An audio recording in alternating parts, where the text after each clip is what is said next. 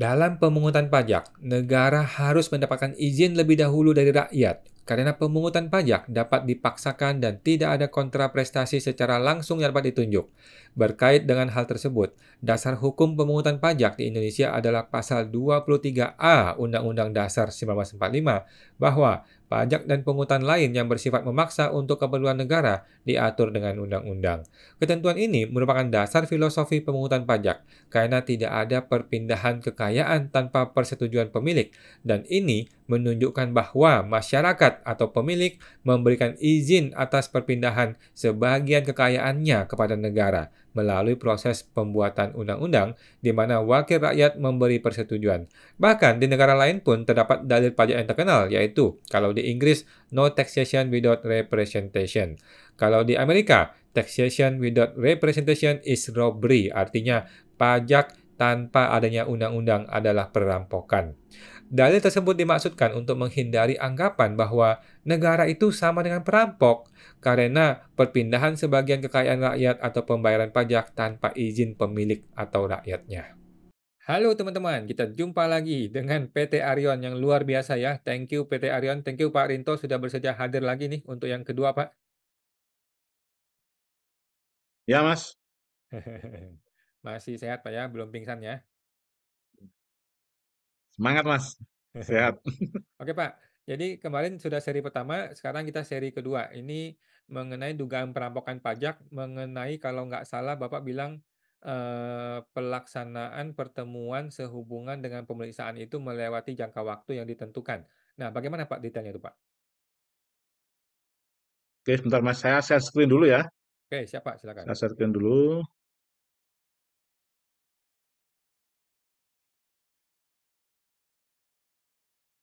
Nah, ini, Mas. Lah, ini teman-teman, bagi semua wajib pajak harus mengetahui ini. Apabila kita dipanggil dalam rangka pemeriksaan lapangan, itu namanya pertama kali yang dilakukan oleh pemeriksa, itu adalah mengundang kita dalam pertemuan, pelaksanaan pertemuan sehubungan dengan pemeriksaan lapangan. Nah, ini sesuai dengan peraturan perundang-undangan, ini adalah ada aturannya yaitu tidak boleh melewati 5 hari dari jangka waktu yang ditentukan, sebagaimana diatur dalam ketentuan peraturan perundangan di bidang perpajakan.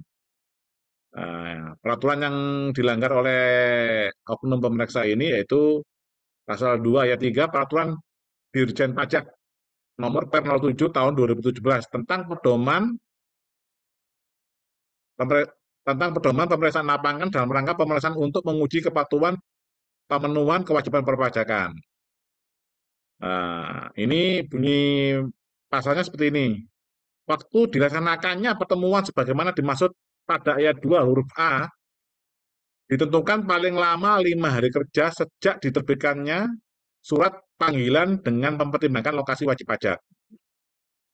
Nah, terus yang kedua yang dilanggar adalah pasal 17 PMK 17. Nah, ini pemeriksaan adalah serangkaian kegiatan yang untuk menghimpun dan mengolah data, keterangan, dan alat bukti atau bukti yang dilaksanakan secara objektif dan profesional berdasarkan suatu standar pemeriksaan untuk menguji kepatuhan pemenuhan kewajiban perpajakan dan atau untuk tujuan lain dalam rangka melaksanakan ketentuan peraturan perundang-undangan perpajakan. Terus ada lagi yaitu pasal 1 ayat 25 Undang-Undang KUP yang berbunyi pemeriksaan adalah serangkaian kegiatan menghimpun, mengolah data, keterangan, dan atau bukti yang dilaksanakan secara objektif dan profesional berdasarkan suatu standar pemeriksaan untuk menguji patuhan pemenuhan kewajiban perpajakan dan atau untuk tujuan lain dalam rangka melaksanakan ketentuan peraturan perundang-undangan perpajakan. Yang keempat yang dilanggar yaitu penjelasan pasal 29 ayat 2 Undang-Undang KUP. Nah, ini penjelasannya yaitu petugas pemeriksa harus telah mendapat pendidikan teknis yang cukup dan memiliki keterampilan sebagai pemeriksa pajak. Dalam menjalankan tugasnya, petugas pemeriksa harus bekerja dengan jujur, bertanggung jawab, penuh pengertian, sopan, dan objektif, serta menghindarkan diri dari perbuatan tercela. Ya, ini ada dugaan yang dilanggar dalam empat peraturan perundang-undangan. Terus ini kami sampaikan buktinya, Mas. Ini adalah bukti posnya, yaitu bukti 5. Nah, ini bukti posnya. Nah, ini 30 Agustus, surat dikirim oleh pemeriksa pajak. Nah, ini adalah undangan panggilan dalam rangka pertemuan sehubungan dengan pemeriksaan lapangan yang kita bahas tadi, Mas. Jadi undangannya adalah 29 Agustus 2022 dan kami disuruh hadir tanggal 7 September 2022 di kantor wilayah DJP Jawa Timur 3.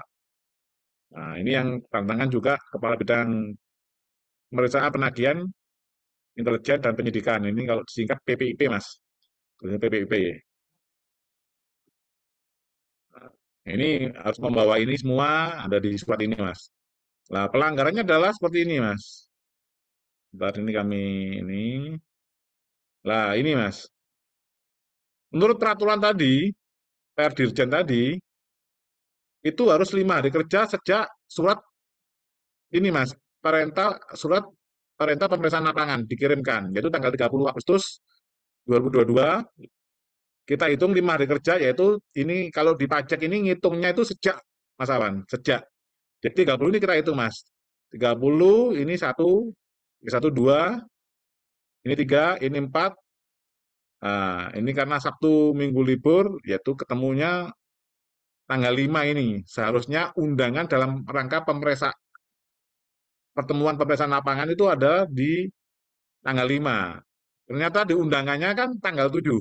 Itu pertemuan sesuai dengan surat panggilan. Ini kan tanggal 7.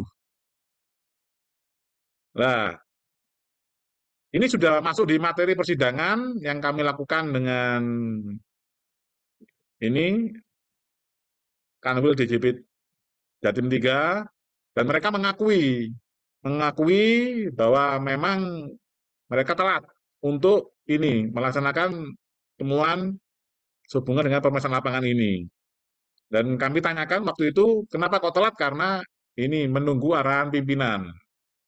Nah, kalau menunggu arahan pimpinan berarti kan ini pemeriksaannya kan dilakukan tidak objektif, Mas, sesuai dengan MK 17 tahun 2013, sesuai dengan melanggar juga pasal 1 ayat 25 Undang-Undang KUP dan penjelasan pasal 29 ayat 2 Undang-Undang KUP. Ya, itu yang saya sampaikan, Mas, untuk pelanggaran kedua oleh oknum pemeriksa pajak.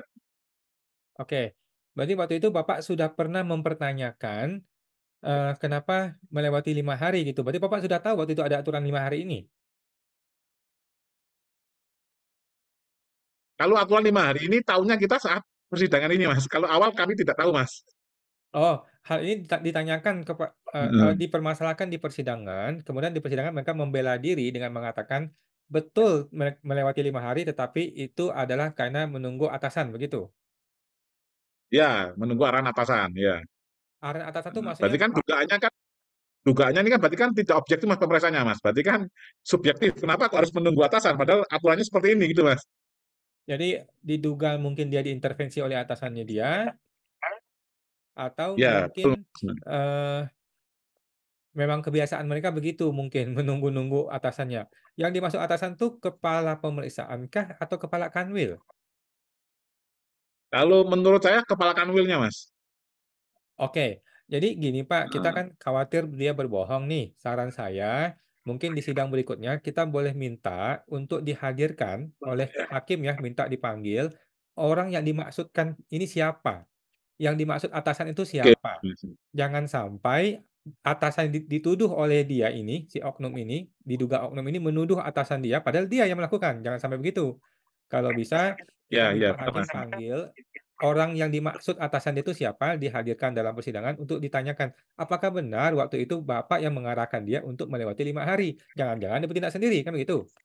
Ya, betul, Mas. Nah, Oke Pak, siap.